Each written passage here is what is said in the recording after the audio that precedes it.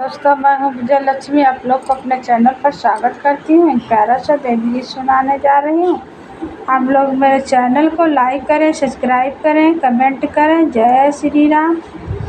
मैहर के शारदा भवानी, तुहारी गुना कितना बखानी। मैहर के शारदा भवानी, तुहारी गुना कितना बखानी।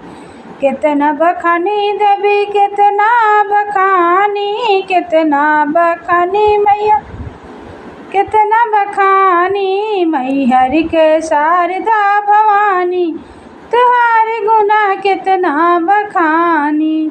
मैया दुआरे एक अंधा पुकारे, अंधा पुकारे मैया, अंधा पुकारे। नैन दियो तब जानी, तुहारे गुना कितना बखानी। नैना दियो तब जानी, तुहारे गुना कितना बखानी। मैहर के शारदा भवानी, तुहारे गुना कितना बखानी। कितना बखानी देवी, कितना बखानी।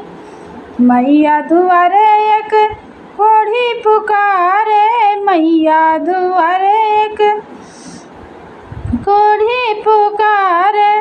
काया दिया तब जानी, तुहारे गुना कितना बखानी।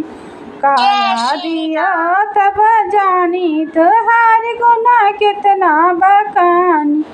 मैहर के शारदा भवानी, तुहारे गुना कितना बखानी।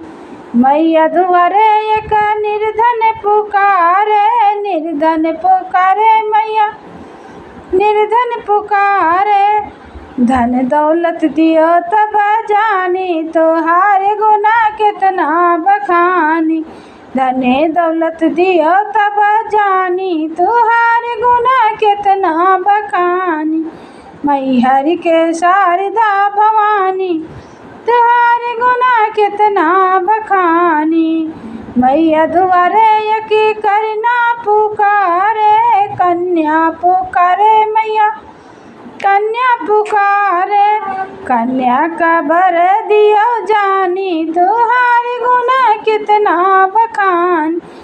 कन्या का घर बर दिया तब जानी, तुहारे गुना कितना बखानी। मैहर के शारदा भवानी, तुहारे गुना कितना बखानी।